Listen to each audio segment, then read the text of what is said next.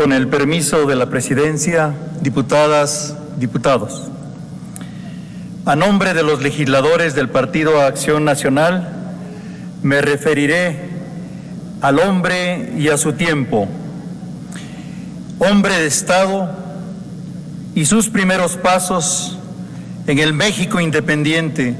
en el convulso y sangriento siglo XIX. Contrario a lo supuesto, soy partidario de la necesidad de desacralizar al personaje para develar a la persona humana, teniendo en alta estima su dignidad y a quien quiso ver en su tiempo, plagado de contradicciones ideológicas y de ambiciones inconfesables, el llamado al servicio público como una misión para unir sin confundir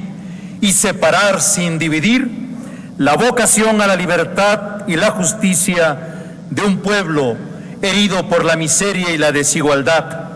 un Estado lastimado por la guerra y por los reiterados intentos de despojo, y una nación acechada desde dentro y desde fuera en un intento fatuo e incesante por adueñarse de su ser y su destino nacional. ¿Cuánta falta hace en un momento crítico y de grandes transformaciones como el que hoy vivimos, recordar que la historia como hazaña de la libertad es obra que día a día forjan los hombres de todas las razas, pueblos y de todas las latitudes, y que es tarea de hombres de estudio rescatar el legado de esos pueblos y de esos hombres para después, sin lesión de sus raíces y de su marco histórico, presentarlos a la comprensión de todos, de modo que nutran el patrimonio de las generaciones que se van sucediendo. Juárez se consagró a hacer valer la justicia y a combatir la miseria y la desigualdad ancestral. Supo aquilatar el valor de su formación humanista y su credo liberal, formado por los consejos del padre Salanueva en el Seminario Diocesano y en el Instituto de Ciencias y Artes de Oaxaca. Al proponer la separación Iglesia-Estado, sembró la semilla de la sana laicidad positiva, un valor democrático que hoy distingue a los pueblos civilizados. Lo hizo adelantándose a su tiempo, al margen de fobias jacobinas y prejuicios antirreligiosos y respetando la libertad religiosa. Apreciar su legado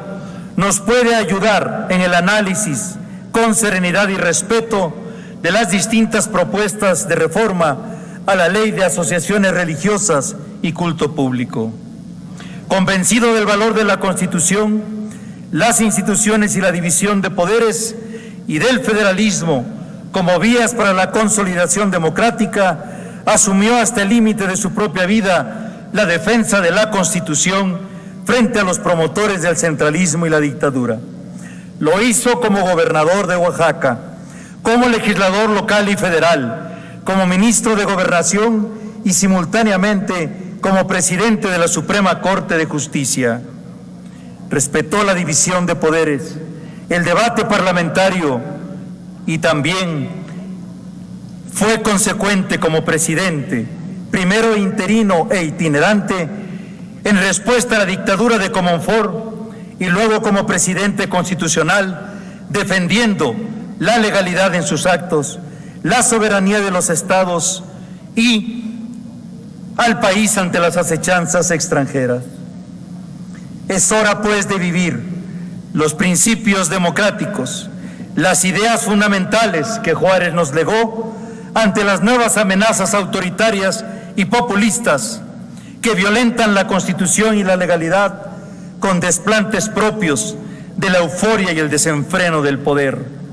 Actos que comienzan a configurar una alerta democrática ante la comunidad nacional e internacional. Así sucede cuando algunos pretenden utilizar con aviesos fines político-electorales el poder presidencial y de las instituciones para intentar controlar, debilitar o violentar la soberanía de un estado como Tamaulipas, o cuando negando el diálogo y la división de poderes, soportados en una mayoría artificial, imponen reformas bajo la consigna de no moverles una coma, o cuando se amenaza al Poder Judicial y se exigen sendas investigaciones que un poder soberano y autónomo tiene capacidad propia de realizar para castigar el atrevimiento de interponer amparos propios de nuestra tradición y sistema judicial, tutelando el derecho de los ciudadanos frente al poder y ante presuntos actos de gobierno ilegales o infundados. Por todo ello, diputadas y diputados, qué bien hace recordar a Juárez para aprender las lecciones que nos da la historia, para contribuir a la reflexión y a la construcción de una agenda de bien común, de unidad y de reconciliación nacional ante la crisis que padecemos, agravada por la pandemia, y ante los nuevos desafíos no exentos de amenazas autoritarias. Compañeros diputados, concluyo, presidenta. Agotado, por favor. Deseo que el recuerdo del presidente Juárez no sea vaga nostalgia, ni pretensión de fuga irresponsable e ilusoria a paraísos terrenales al margen de la realidad que nos convoca, que sea fuente de inspiración y tarea esmerada, brega de eternidad por la justicia y la libertad al servicio del bien común, para bien de un pueblo que no acepta divisiones artificiales entre liberales y conservadores y que demanda unidad, paz y reconciliación nacional. Es cuanto, presidenta diputada. Gracias, diputado Adame Castillo.